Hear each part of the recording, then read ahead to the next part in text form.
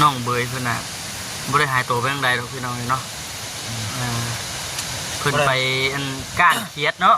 ก้านเขียดแน่แล้วก็บ่ได้หายตัวเด้อพี่น้องเด้อเนาะสิทั้งน้องเบยเพิ่นทั้งเฮา2คนที่ลงคลิปไปเมื่อวานนี่ก็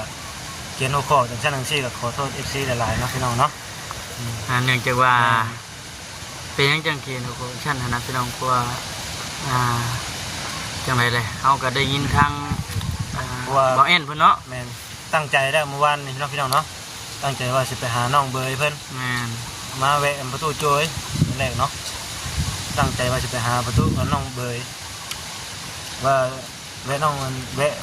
ประตูโจยแล้วสิไปหาน้องเพิ่นว่าพี่น้องเนาะพอดีเห็นบางเอ็นเพิ่นมาพี่น้องเนาะบางเอ็นเพิ่นมาว่าบ่เห็นน้องเพิ่นถ่าเป็นชั่วโมงแล้วพอน้องเพิ่นไปแต่เมื่อคืนนี่เด้พี่น้องเนาะไปตอนแดง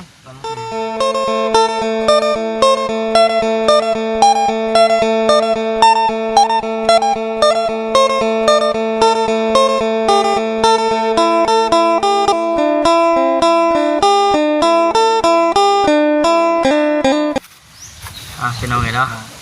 กับสบายดีสวัสดีเด้อพี่น้องเด้อเนาะโดยต้องทักทายสบายดีพี่กันเบิดทุกคนเนาะพี่น้องเนาะตอนนี้เฮาก็อยู่ไสก็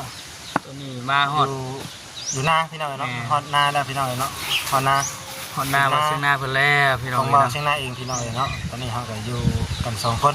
ตั้งกล้องใส่น้ำกันเลยเด้อพี่น้องเราทักทายสวัสดีที่ธรรมนาพร้อมเด้อเนาะมาคำนำเด้อพี่น้องเด้อมื้อนี้ก็พากันเดินทางมาไกลพอสมควรอยู่มื้อนี้เนาะแม่นพา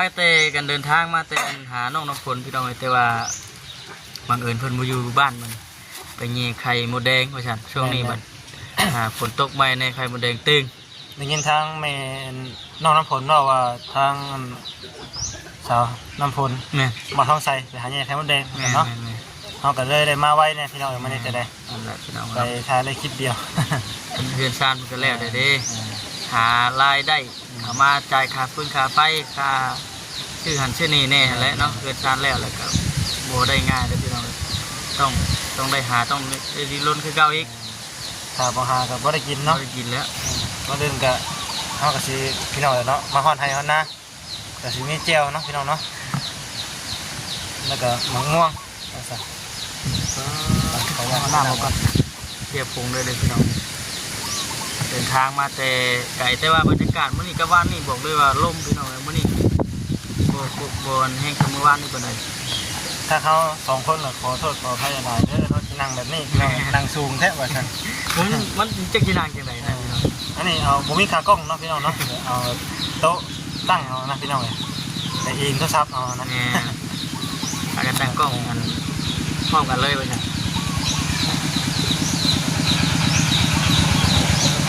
มาพี่น้องเนาะทำไรแหกปาน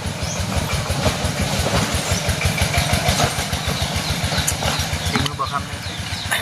มาแล้วพี่น้องเด้อเนาะกินส้มมะม่วงพี่น้องเนาะอยู่ไฮอยู่นะกองเบาเชียงรายเนี่ยพี่น้องเนาะ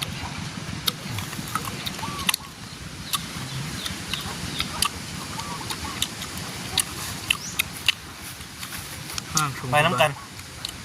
เนาะข้าวหน้าถุงป่ะมือผู้ชมไปน้ำกัน2คนคือเอาพี่น้องเนาะมันนี่ฮะสิมาว่าได้ยังก็มา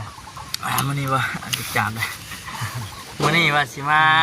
เอาลงกับพ่อแม่พี่น้อง FC เรื่องแม่นแล้วก็สิมาชี้แจงบอกเนาะเรื่องที่น้องเอาเวยน้องเอาเวยเพิ่นบ่น้องเบยเนาะจากล่าสุดนี่ก็เห็นคลิปของทางเงินเปล่ายังเบาล่ะแล้วก็เบาสัญญาสายันสัญญาแม่นเนาะเป็นคลิปขออนุญาตเนาะจากขออนุญาตของคลิปน้ำเนาะของช่องเพิ่นนะพี่น้องเลยเป็นคลิปเพิ่นนะพี่น้องเลยคือว่าล่าสุดไปตามหาน้องเอาเวยเพิ่นแล้วพี่น้องเนาะชาวบ้านเพิ่นแน่เพิ่นไปตามแล้วว่าติแต่ว่ามื้อนี้นะยังบ่ทันได้เห็นนะว่าน้องเนาะรังรุ่นเดี๋ยวพี่น้องเลย FC บางท่านเพิ่นก็คอมเมนต์เข้ามาหลายอย่างหลายแนวหลายแบบหลายรูปแบบพี่น้องเนาะยังบ่เห็นพี่น้องเนาะทางน้องเบยเพิ่นตั้งเบาหล่าแล้วก็เบาสัญญาไปหาตามเบิ่งได้เนาะพี่น้องเนาะยังบ่ฮู้บ่เห็นว่าสิเป็นจังไดต่อก็ ติดตามเบิ่งทางช่องเพิ่นเพื่อนพี่น้องเนาะว่าเพิ่นอยู่ใกล้เนาะ ล่าสุดก็มีสองแบบเพิ่นออกมาแจ้งเตือนเพิ่นออกมาแจ้ง FC อีกแบบหนึงว่า แม่น น้องเบยเพิ่นน่ะบ่ได้หายตัวไปทางใดดอกพี่น้องเนาะเพิ่นไปอันก้านเขียดเนาะก้านเขียดแน่แล้วก็ บ่ได้หายตัวเด้อพี่น้องเด้อเนาะสิทางน้องเบยเพิ่นทางเฮาสองคนที่ลงคลิปไปเมื่อวานนี่ก็เขียนหัวข้อจังซั่นจังซี่ก็ขอโทษ FC หลายๆเนาะพี่น้องเนาะ เนื่องจากว่าเป็นหยังจังเขียนทุกคนชั้นนะพี่น้องเพราะว่าจังไรเลยเฮาก็ได้ยินทางบ่แอนเพิ่นเนาะ แม่นตั้งใจแล้วเมื่อวานนี่เนาะพี่น้องเนาะตั้งใจว่าสิไปหาน้องเบยเพิ่น แม่น มาแวะประตูโจยแรกเนาะตั้งใจว่าจะไปหาประตูน้องเบยว่าแวะน้องแวะประตูโจยแล้วสิไปหาน้องเพิ่นว่าพี่น้องเนาะพอดีเห็นบางแอนเพิ่นมาพี่น้องเนาะบางแอนเพิ่นมาว่าบ่เห็นน้องเพิ่นถ่าเป็นชั่วโมงแล้วพอน้องเพิ่นไปแต่เมื่อคืนนี่เด้พี่น้องเนาะไปตอนแดงตอนแล้วก็ตอนเช้ายังบ่มานะพี่น้องเนาะเพิ่นเลยตกใจว่าซั่นนะเกิดเหตุตกใจก็เลย แล้วนี่พูดแล้วล่ะเนาะ ผมรู้รายละเอียดเลยล่ะพี่น้องเนาะ เพิ่นไปการเครียดพี่น้องเนาะทางน้องเบยเพิ่นไปการเครียดแล้วก็ตื่นเช้ามาก็คือว่าไปทางป่าทางดอนว่าซั่นชาวบ้านเพิ่นบอกไปทางป่าทางดอนน้ำแน่ว่าแต่ว่าชาวบ้านเพิ่นยังไปตามหาอยู่ยังบ่เห็นเนาะพี่น้องเนาะอยู่แถวนั้นแหละอยู่แถวบ้านเพิ่นแหละพี่น้องเนาะน้องเพิ่นยังบ่ได้ไปไสนั่นแหละพี่น้องเนาะมี FC บางท่านเพิ่นคอมเมนต์เข้ามากันหลายรูปแบบแม่นแต่แล้วแม่เนาะคอมเมนต์บางคำก็หลายแบบอยู่พี่น้องเลยมันจะคนสิบรรยายทั้งบางคำก็ได้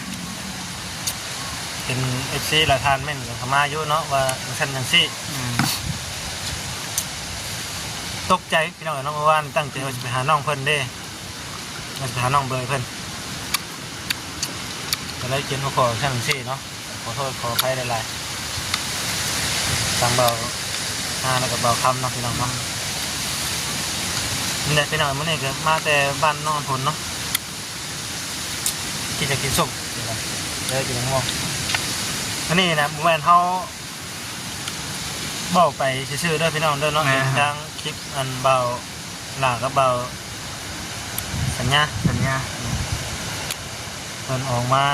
ชี้แจงเนาะว่าทางน้องเบยเพิ่นน่ะบ่ได้หายไปไส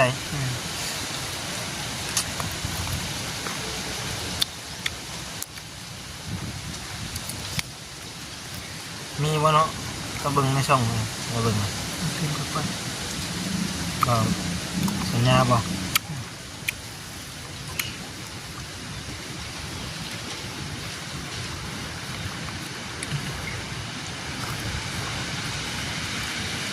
สัญญาสิ่งถึงเมืองชน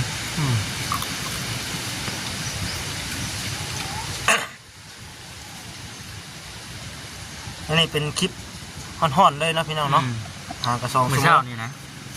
มื้อเช้านี่ได้พี่น้องที่เพิ่นไปตามหาแล้วว่ะมื้อเนาะเพิ่นเลาะบอลเพิ่นอยู่นะพี่น้องบ่ต้องไปอยู่มีทุกน้ำอยู่คนคนน้ำให้ปากเนาะนี่น่าจะเป็นผาทุกคนโอ้น่าจะมาคือบ่นี่มีทุกน้ำบ่นี่ทุกน้ำอีกพี่น้องเนาะก่อนน้องเพิ่นน่ะสิมาพาน้องมาเบิ่งอยู่ทุกคนนี่เนาะบ่ว่าตกใจแล้วบ่ว่าคลิปบ่คำก็มีทางในบ้านโทรมาหาลุงโจยแน่ว่าซั่นต้องน้ำก็ว่าบ่เห็นคือกันนะพี่น้องเนาะก็บ่ปะเป็นว่าทั้งเสียงเนาะพี่น้องเนาะไปได้น้องมาแล้วว่าอยู่ไกลพี่น้องสิบ่ได้ยิน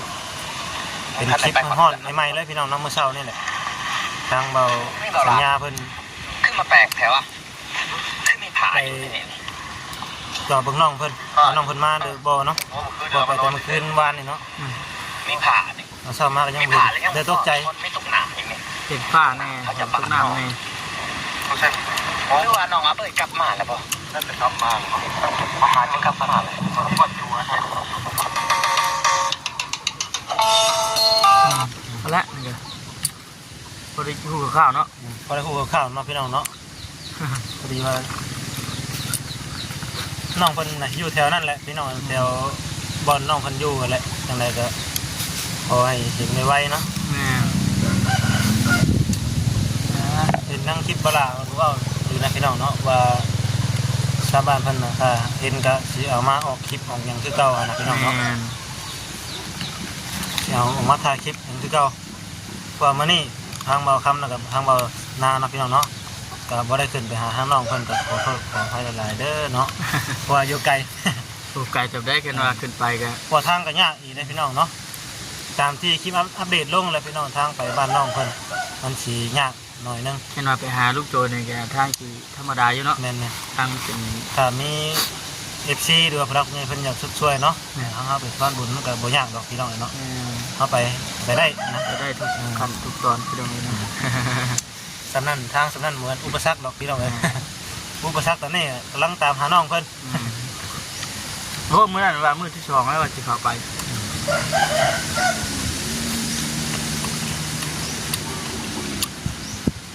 แต่ว่าในเมืองได้ยินทางบอกเอ็นผมลามาก็เลยบ่ได้เข้าไปทีมงานเฮาก็บ่ได้พากันเข้าไปอยู่เรือนสุดโจยเบิดมื้อจนค่ำเพราะฉะนั้นจะพากันมา ไป พี่น้องเนาะ ไปสิบ่ตกใจเนาะ ตัวตกใจขนาด ตู้โจยแล้วยังตกใจในบ้านโทรมาหาเราเด้ บอกคำกับถ่ายคลิปก็เราอยู่ดีๆเนาะจะเพิ่นโทรมาตามคลิปที่ว่าทั้งบอกคำถ่ายลงไปอะไรเป็นอย่างนั้นว่าถามว่าตู้โจยก็ยังว่าเอ้าถามหาหมอน้อยนั่นทั้งในบ้านก็ว่าบ่ฮู้บ่จักบ่เห็นอยู่หั่นเดี๋ยวสิพากันไปหาเบิ่งแล้วว่าซั่นขนาดนี้เนาะ เพราะว่าบ่ฮู้ว่าสาเหตุหยังเนาะน้องเพิ่นนำไปในตอนแรง ทีนั้นเนี่ยคือได้ยินทั้ง มีการเครียดเนาะ เรื่องเขียน เมื่อวานนี่ตกใจแล้วมื้อน่ะว้าวมาเช้าตั้งใจว่าสิไปหาน้องเพิ่นนะพี่น้อง เพราะว่าเนาะFC เพิ่นกำลังติดตามเบิ่งก็หลายเพิ่นเลย ที่เพิ่นติดตามเบิ่งก็ถือว่าสุดยอดเลยหลายมาหูข่าวนี่แห้งโอ้ตกใจเลยเนาะเมื่อวานนี่คือไปหากันอยู่ดีๆอยู่แท้ติดชามาใหม่อยู่ว่าหายตัวหน่อย บัดนี้ก็ถือว่าฮู้แล้วล่ะเนาะบ่ครับฮู้รายละเอียดเลยแหละทางวาระเพิ่นกำลังกับบ่าวสัญญาเพิ่นกำลังไปตามหาเนาะพี่น้องเนาะติดตามเบิ่งชมเพิ่นคลิปเพิ่นพี่น้องเนาะว่าสิเป็นจังไดต่อเนาะ มาแต่ข้างนอกพี่น้องเนาะพากันมานั่งอบรมกันอยู่ห่มหน้าบ้านเชียงหน้าเพิ่นพากันนั่งกินหมูม่วงก่อนปูนฟ้าลูกเนาะว่าอยู่ใส่เนาะ ต้นหมูม่วงยังดังเลยพี่น้องเนาะ เอ๊ะปึ่งอยู่ใช่ดูระเบิด กินข้าวแล้วบ่จ๊ะ ที่เขาก็น้ำปั้นน้ำใดช่วงนั้นเขายังมันอยาก อยากจะบ่ ยังอยู่ นี่แหละพี่น้องเนาะบ่ว่ากันเนาะพี่น้องเนาะตกใจมื้อนั้นน่ะ ก็ได้เขียนหัวข้อว่าน้องเพิ่นหายจังซั่นจังซี่พี่น้องเนาะทางเฮาสองคนก็ขอโทษขออภัยหลายๆเนาะ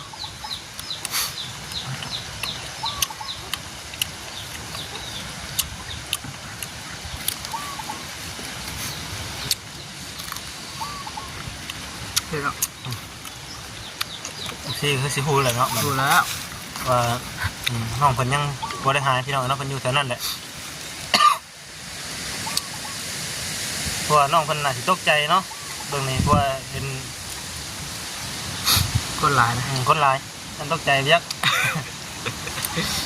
FC เป็นว่าเอ้ามันโมเกียร์ดอกกันว่ารถเขาหลายกันเลยอะไรหลายเด็ดโอ้โหว่ามันเป็นยังไงอย่างไรเนาะ หลายแบบเนาะ เพราะว่าเมื่อเขากับบไดีอยู่คำปานใดเนาะน้องเพิ่นบ่ได้มาเขากับพากันเมื่อคือว่าพี่น้องบ่ได้ บางเทื่อมี FC เพิ่นคอมเมนต์เข้ามาว่าเฮาจังซั่นจังซี่เนาะที่จริงนะตั้งใจแล้วพี่น้องเนาะตั้งใจมื้อนั้นว่าสิไปหาน้องเพิ่น แม่นอยู่ว่าเฮาบ่ได้ เข้าไปหาตอนน้องเพิ่นหายบ่ได้เข้าไปหาเนาะพอเข้าไปก็บ่ฮู้พี่น้องว่าทางน้องเพิ่นสิไปไสเนาะ อ่า เพราะว่าเฮาก็บ่ได้อยู่นํ นั่นน่ะเนาะเลยเห็นทางผู้บ้านเพิ่นก็โทรมาบอกแล้วว่าทางน้องเพิ่นน่ะบ่เห็นเด้อมื้อนี้เด้อว่าก็เลยตกใจว่าซั่นเขียน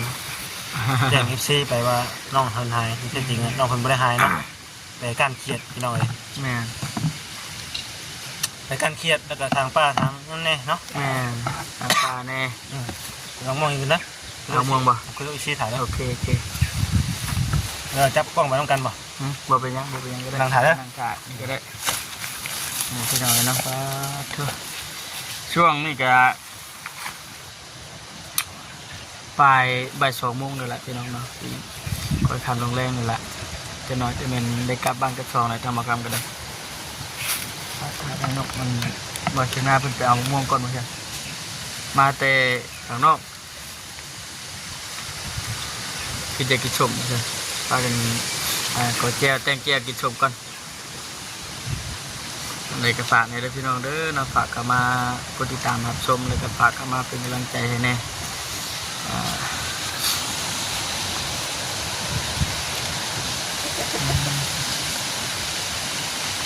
ลมเนาะตัวลมปัดจูจัวอยู่แต่ว่าบ่ค่อยแห้งคำมือวานนี่กับมือชื่นนี่เป็นไดวานนี่ช่วงสิคำมันแห้งหนาวก็ใช่เพราะว่าเป็นยอดสาเหตุอย่างพี่น้อยใกล้ช่วงสงกรานต์เป็นแห้งหนาวเนาะล่างอยู่บ่ล่างอยู่นะ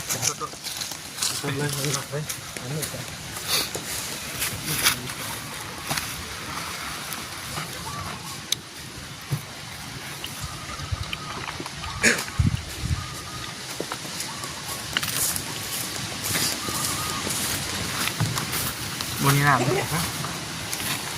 ก็ตัดนี่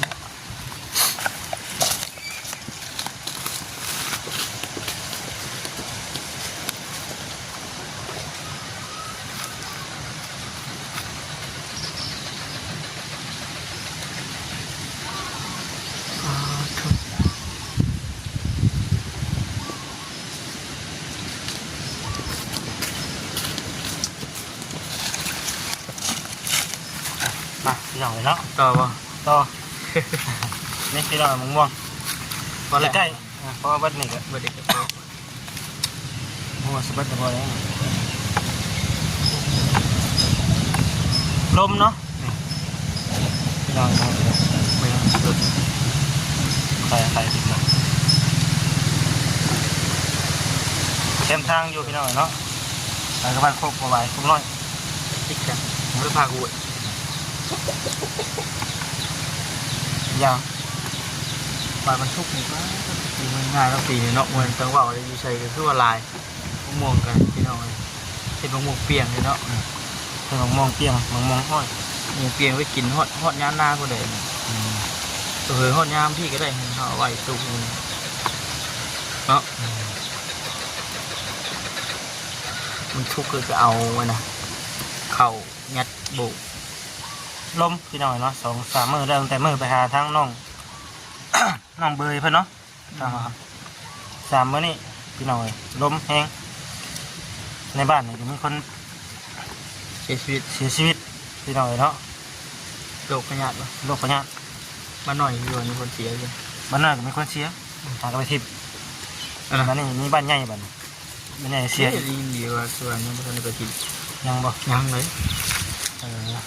หลายมื้อแท้ จนได้สวรรค์ ถ่ายยังถ่ายพี่น้องมันทางไทยบ่เนาะ ไม่อยากให้อยู่แล้วลูกหลานที่เด้อมันคนนั้นคนตายคนตายจากคนตายเป็นโคตรสวัสดิ์ย่างเหมือนกันเข้ามาเห็นหน้ากันจังหวะย่าง ก็อยู่เนาะ คนก็บอกอยู่ดี นี่แหละพี่น้อง ยกโฉมพี่น้องมาเด้อบัดนี้เด้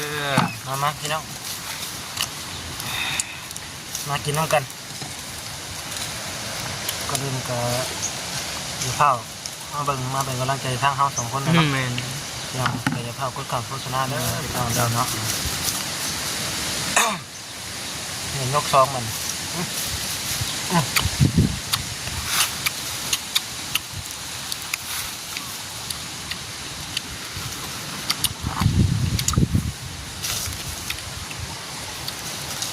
พูดแล้วพี่น้องเนาะ